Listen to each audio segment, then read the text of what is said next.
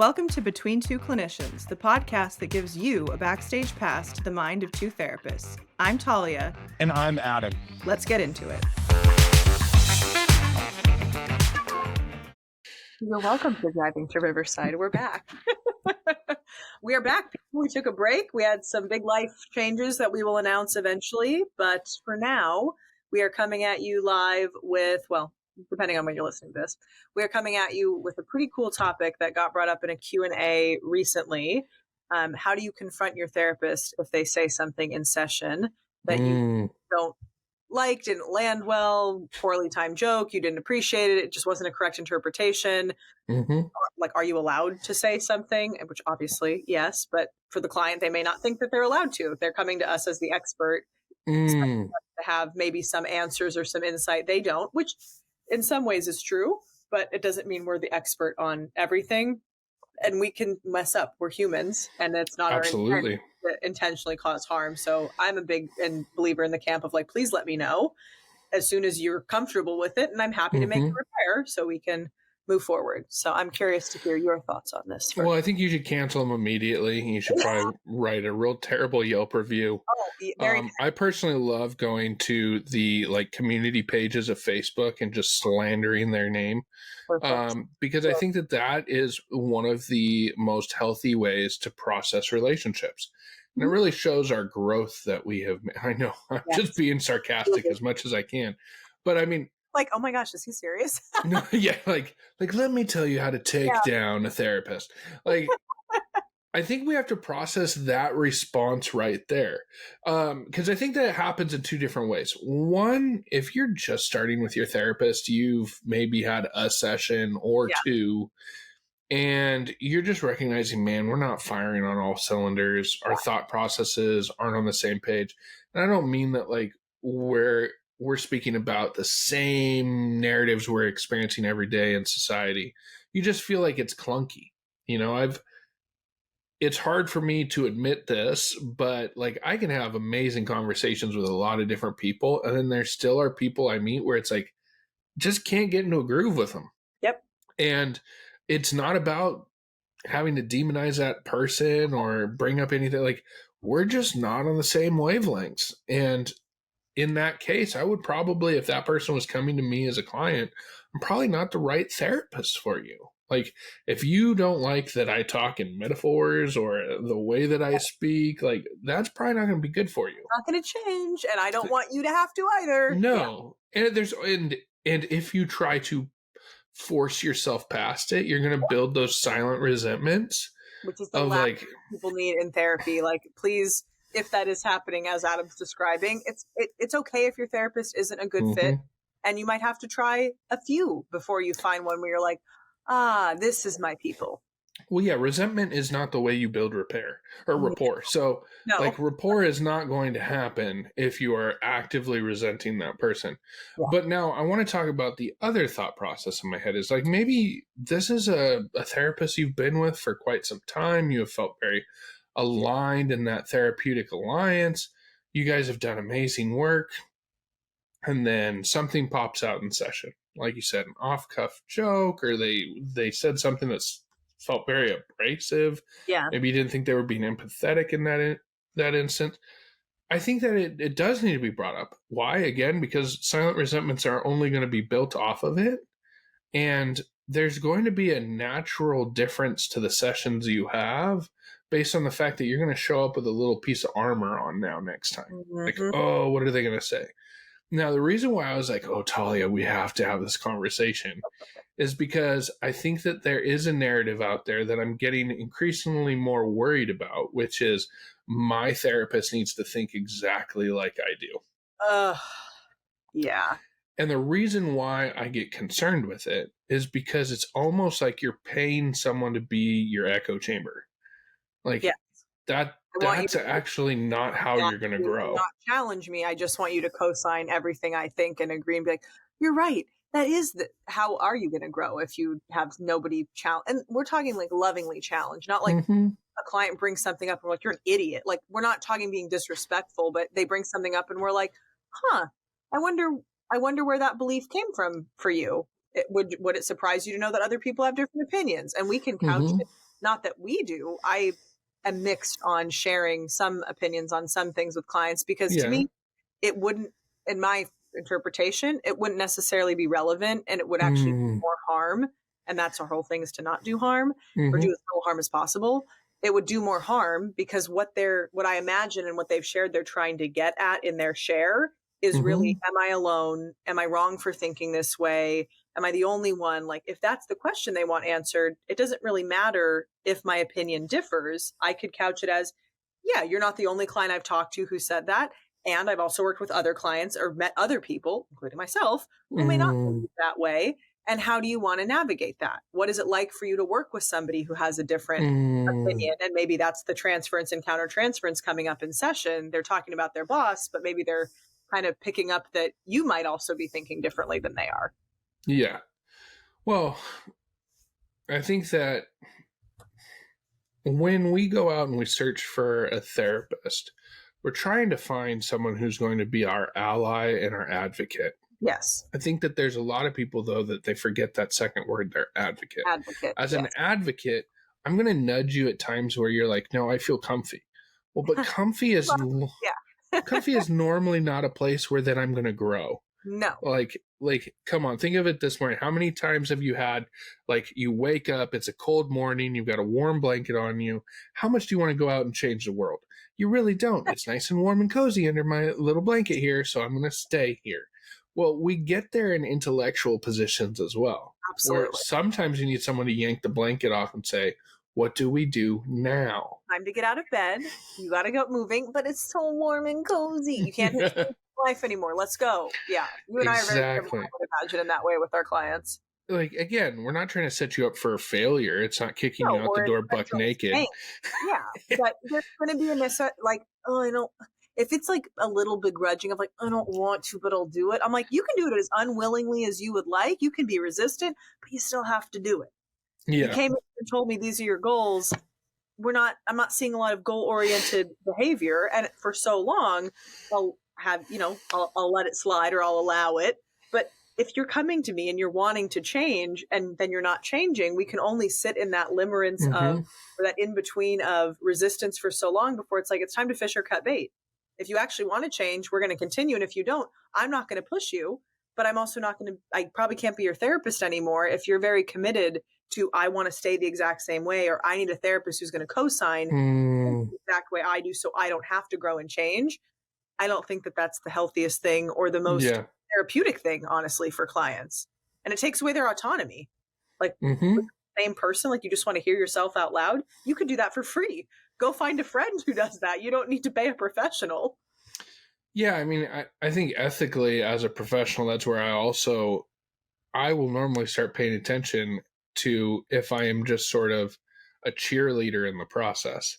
Because if it's just basically you need to come in once a week or every other week and I need to shower you with praise, but then we don't objectively tackle anything, that's not necessarily therapy, right? Like, you're paying me for motivational speaking, which I love to do, but it's also not in the scope of what I do as a therapist or as a coach. Exactly. So we have to navigate that.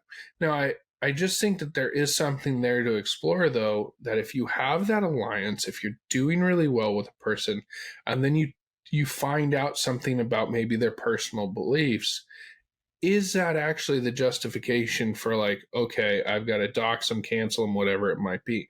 And I know that I'm using language that people are like, Adam, are you a conservative? You're saying this. Like, the reason why I bring this up is because for a long, long time, and still to this day, my practice, I have a very healthy amount of LGBTQ individuals in my practice. I love the population. I love working with the population. I still have probably one experience in my head that it still hurts my heart. And the reason being is I was with this client for 2 years. Wow. We did amazing work. And then one day they were Googling me and I popped up on a therapy directory titled conservativetherapists.com. And I'll never forget this person bringing that into a session. And I said, oh yeah, I am on there. And I explained why I am on there. And they said, well, I can't work with you anymore. I just can't work with you anymore. Say that again. On principle? Yeah, I can't work with you on principle if you're going to serve conservatives and if you find yourself being a conservative person. Mm, And I said, well, again, it's not about me. It is about you. So if you feel like you wouldn't be able to move forward in our work together, then absolutely you have your right to cancel mm-hmm. and move on. And there we go. Yeah. But I thought it was a real undermining part of the whole process. For 2 years, we had done some pretty amazing things. And what I did ask this client, I said, can we at least have a process session? Of just like, let's just talk Yeah. about the good work we have done and then we can go. Yeah. And we were able to do that. And I felt like we were also both able to sort of sit back and say that like a lot had been done and a Mm-hmm. lot went really well.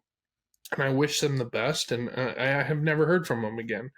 But I think that we have to pay attention to, does that also fit into a pattern of how I treat relationships in my own life? Mm, Because I truly believe the magic of the therapeutic alliance is that this is a relationship role model. yes. And so everything that we're doing in our work together as therapists and client is something that you're actively doing with all your other relationships. Yep. Now, if you are quick to find that there is a one thing or something gets said or whatever it might be, and it rubs you the wrong way, and your response is, I'm going to throw away 2 years of work or however long it is, Sure. we need to probably think about how is that also impacting your other relationships? And how can Especially you, because it might be showing up with, like you're saying, other friendships and relationships also at the first sign of not even like a red flag necessarily. Like it's much mm-hmm, different if somebody has like their core values established, whatever, and mm-hmm, they come up against a deal breaker behavior, oh, like yes, discover something where it's like fundamentally, I could never. Like this, yes, if anybody I meet in my life who does this behavior or whatever, for me it's a no. I just know myself, and that is much different than like, oh, you mm-hmm, said something wrong off the cuff, offhand one time. Even if you decide to not go back to them or not continue a relationship, what a gift you're giving to yourself and them to be assertive, to acknowledge it, to practice that mm-hmm, repair, even if the repair leads to a choice rupture where the relationship yeah, is no longer.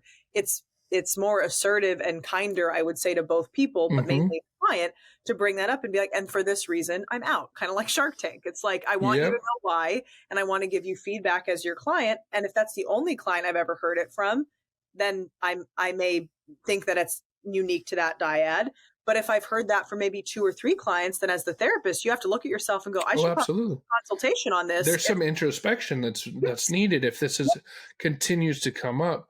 I think it also, the reason why I advocated for that processing Mhm. session of like is because I wanted the relationship to end in a healthy way. Yes. Because how many instances in my past have I had relationships come to a close that ended in a way that was healthy?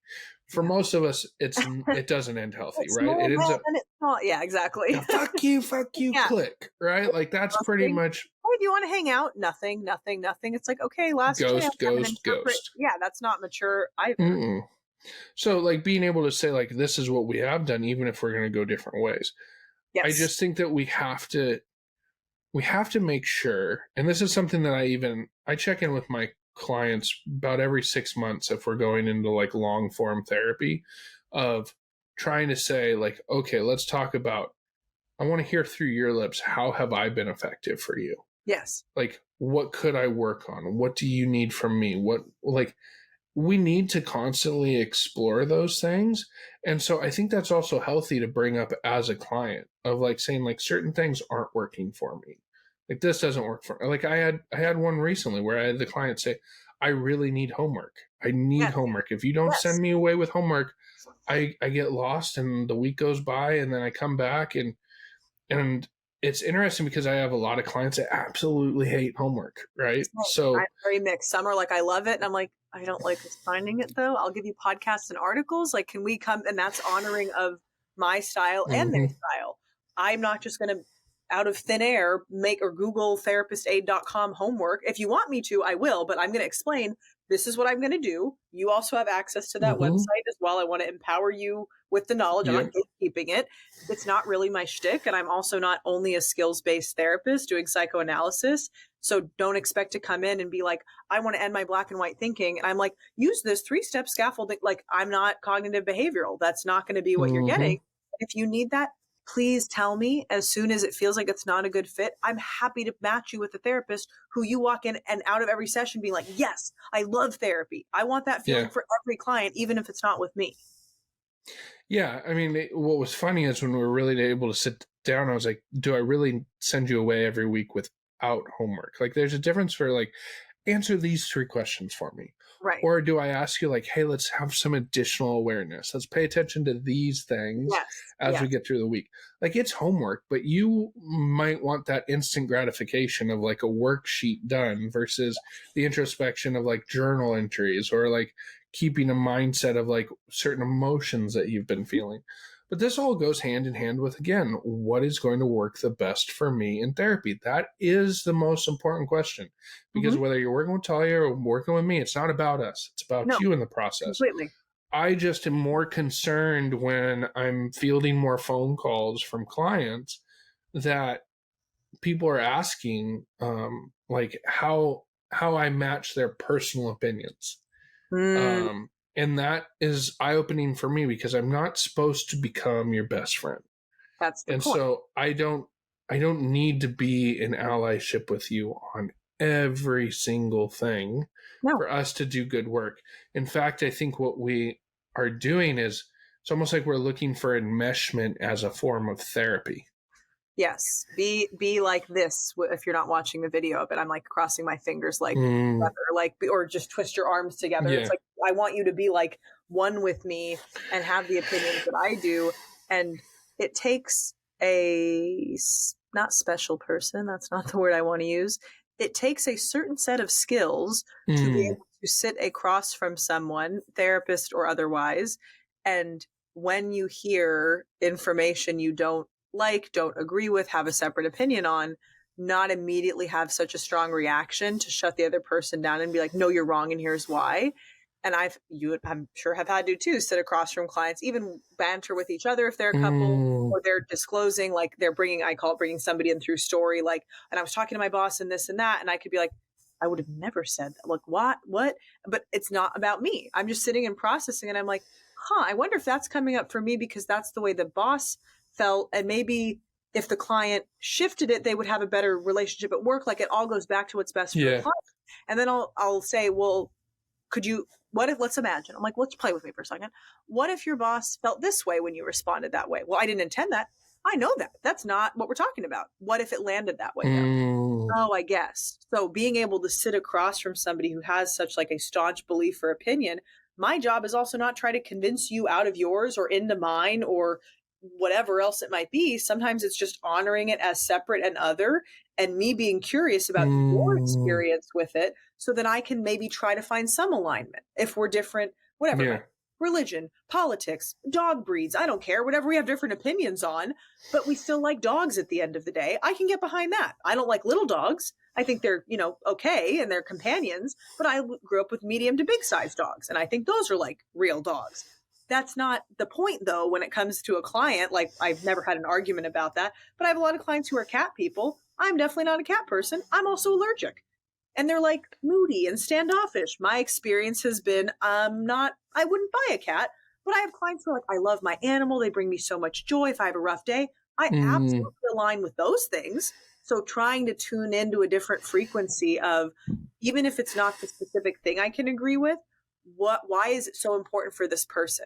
Can I, as the therapist, be curious, what is it about this topic that you wish I had the same opinion? And I don't share my opinions at all. And clients project a lot and have transference and countertransference. We have it back and forth. And I'm like, oh, they think I think exactly like them. And I'm like, if they knew that I have an entirely different belief or ideology on that, then I'm like, would it be helpful for therapy? If yes, I could bring it up and ask. If no, it's up to me to keep it to myself and to let the client have their own therapeutic experience, because my job is not to co-sign everything and cheerlead them through bullshit.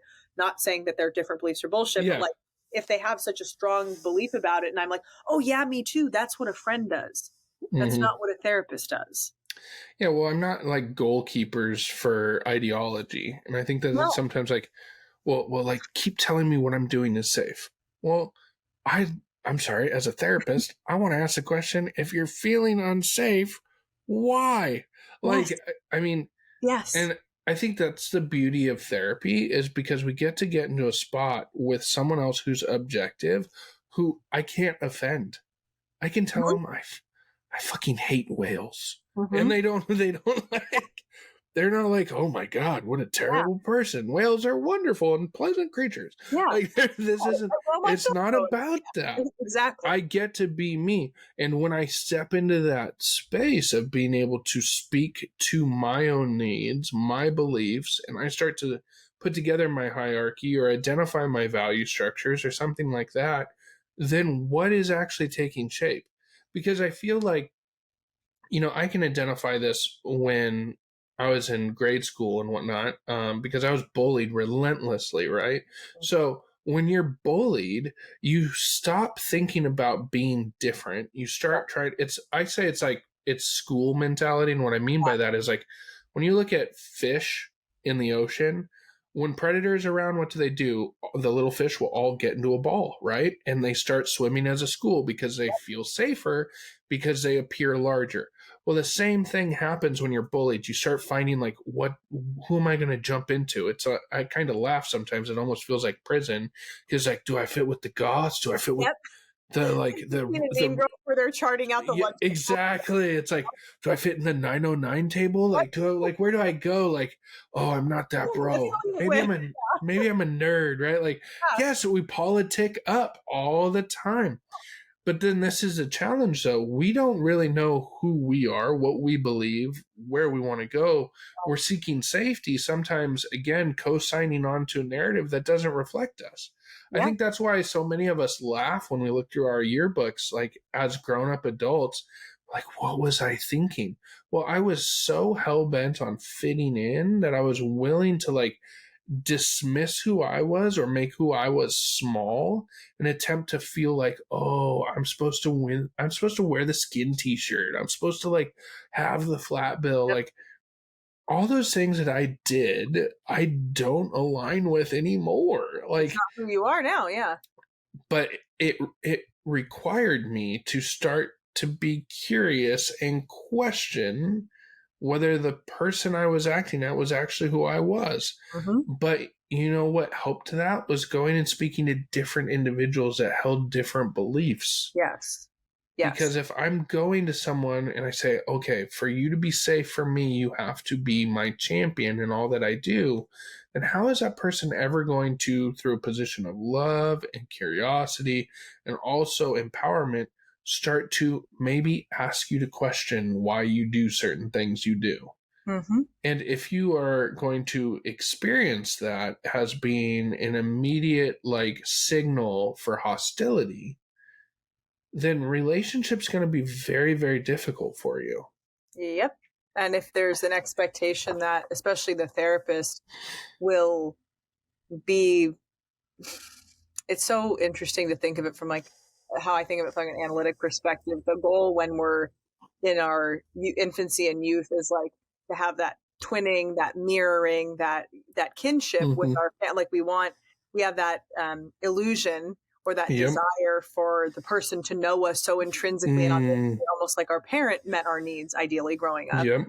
But that's not the case. And how can we then bring that up in therapy of like, what is it like to sit with disappointment? I'm not who you thought I was. If they find something out online, it doesn't mean we even have to disclose it in session, or we say an offhand joke. I remember years ago, I was working with a client and we had talked a lot about biology and how sex drive affects our mood. Like we had already had numerous discussions where that was our understanding, like our own, not secret language, but like common language is a better way to put it. And many months in, something got brought up in session of, oh, we had a conflict and this, and I had asked, not jokingly, genuinely, what has your intimacy been like with this person recently? They had interpreted that as I was dismissing the conflict and just kind of blaming them for not having enough sex with their partner. And then when they came in the next week, they said, but I really thought about it and I realized this, not the important part, but they're like, I realized you were right because we actually hadn't had sex in a couple weeks. And that is what caused the conflict. So as much as I was pissed at you, I think my anger was actually at myself. Like, had we not been able to have that repair, we would have lost, first of all, such a rich interpretation of their conflict. And second of all, probably the therapeutic relationship. Their interpretation wasn't my intention. And that's where being able to discuss with your therapist, hey, you said this, or I heard this. What did you mean? And same for us with our clients. We, I think, are more familiar with deciphering. You said you felt bad. That is different for everybody. What does it mean for you? We're more in that position. Clients, you have permission to push back kindly and respectfully, same as we would for you. I didn't prefer when you said that. That joke hurt my feelings.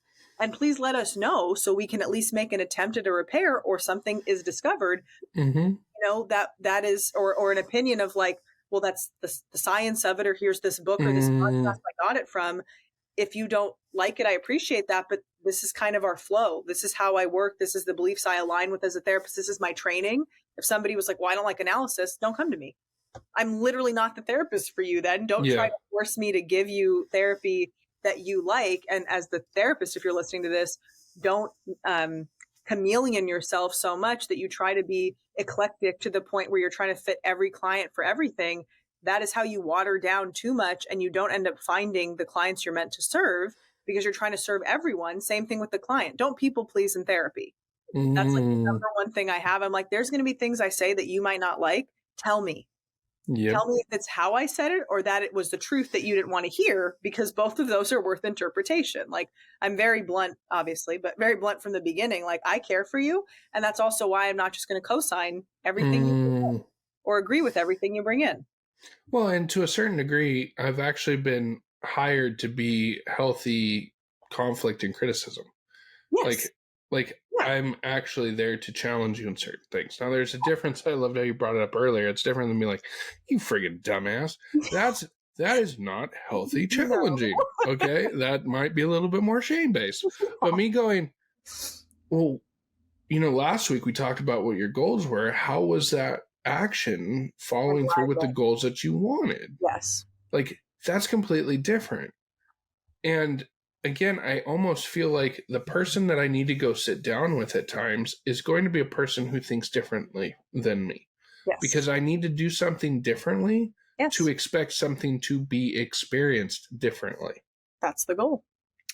And I think that when we look at therapy, and I can align with some of this because of my own personal therapy, is I remember a period in time in my life when I had gotten referrals to go see some of these therapists, and I'd like done my own research. Back in that day, it wasn't like psychology today, right? You just like had to like actually like go there, or, you know, if you were lucky, they had a brochure or a pamphlet, so you could like read about it, and then they'd have like a picture of themselves, and so then you could totally be like, oh, that person doesn't look trustworthy based off of that blazer. And then like whatever it might be.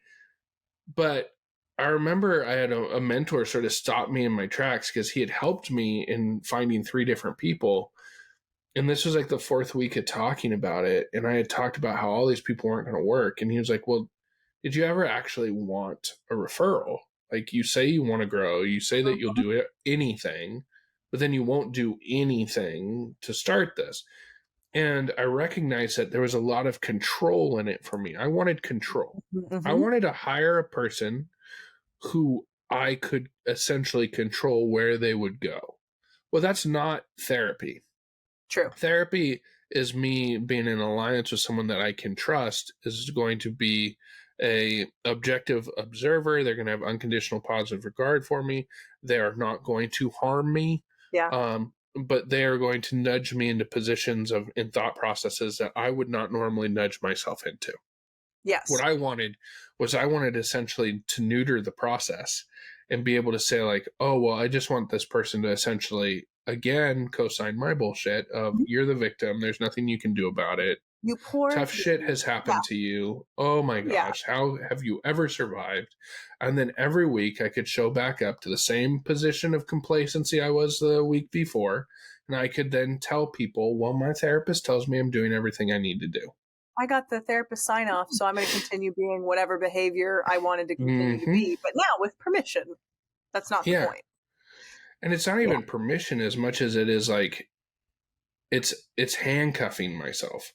It's limiting my growth. It's not permission. It's completely opposite of that. I wish I could find a different word for it. It's almost fatalism is really what it is. Because I'm essentially accepting my position as being the permanent solution. Yes. Yeah, and I think part of that too is when you're trying to pick a therapist, or if you're listening to this and you have a therapist that you really like and you want to continue the relationship, then do the brave thing. And you can even be like, I listened to this podcast episode. They mentioned that I'm allowed to bring things up. Maybe not every therapist describes to the beliefs Adam and I have laid out. Like you can say it. Still worth saying it, because if you want a therapist that you can confront kindly and respectfully, and they don't align with that, then already you bringing up, I would like to confront you about this. And they're like, no, might help guide you. And if you're looking at this going, oh, that actually would have been so helpful if I could have spoken up to my therapist. This is arguably the most intimate, not that kind. Please hopefully not that kind. Psychologically intimate relationship that you will be in with a person if you allow in your long-term therapy. We want to know if we've messed up, not because of our ego, because we want the opportunity to repair so you can continue potentially a therapeutic experience with us, or we can assist you in finding referrals if whatever happened was a genesis of, I think we're not a good fit anymore, which happens. We outgrow people. We outgrow relationships. We outgrow our therapists too. You know, I've said it before, my greatest fear is being someone's last therapist.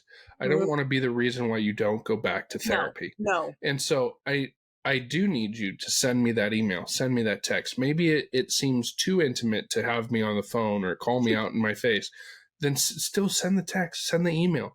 I've never opened one of those and been pissed. No. You know, it's me opening this and going, okay, well, perfect. We need to have this conversation next time we sit back down. I'm going to make a note of that. I'm going to let them know. And then we need to break this apart. Because like you said with your client where, oh, well, she's just reducing everything to sex. I remember a client, a similar place was essentially saying that I was attacking them as a female, a very, very successful business minded female. And it was like, oh, no, like, oh, we got words crossed, but that wasn't what I was saying at all. What I was actually speaking to was a different narrative that I felt like you'd presented. Yes. And like, their interpretation of that also lets you know where they're at. Are you worried people think of you that way? Yeah.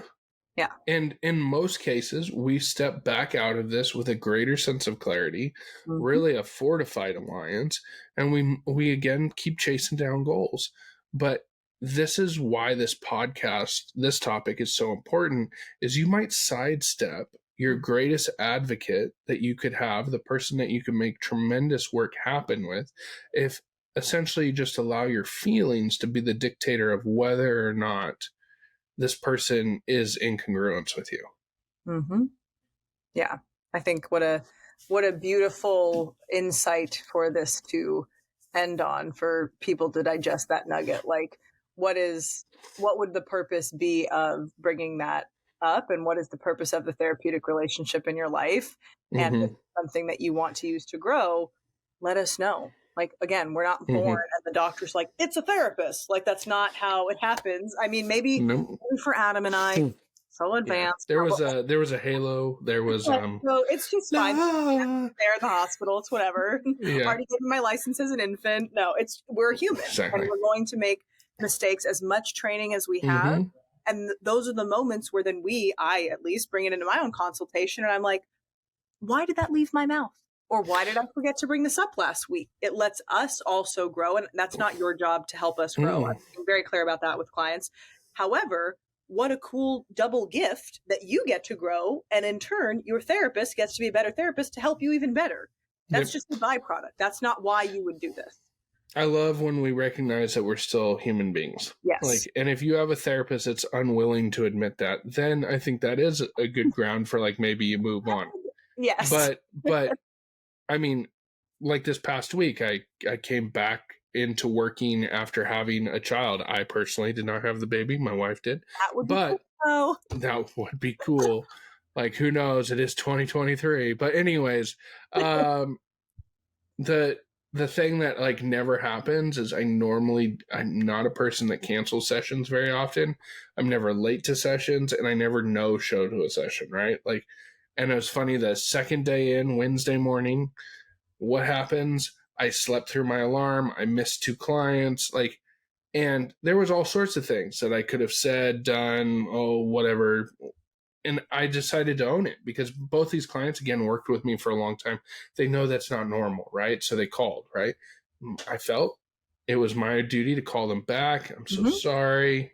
I slept through my alarms. I've been navigating stuff on my end as a parent, not to justify my position, but also let them know, like, I'm a human being. And both these people had no showed before on their end. Yes. So, like, here we are. We are back into the spot of, like, we are human beings that are showing up with a deliberate mindset of trying to find a way forward, but we're still human. Yes. And we will be human probably for the next 2 weeks until we meet again. Yes. Well, it was great to have you guys on. Thank you for listening to us, as always. Questions, we love them. We want to answer them. And if you were watching this by video, I do not have a cocaine addiction. It is, in fact, anxiety season in Tennessee. Or, I'm sorry, it is, I said anxiety when I meant to say. See, I'm so gone because my sinuses are going crazy. I can't even come up with the word. Pollen, allergies. I was like, Freudian slip. It is anxiety season. It's anxiety season, and I'm still bumping my nose after, like, dude, I need to get off and get me a little angel dust and get on to the next one.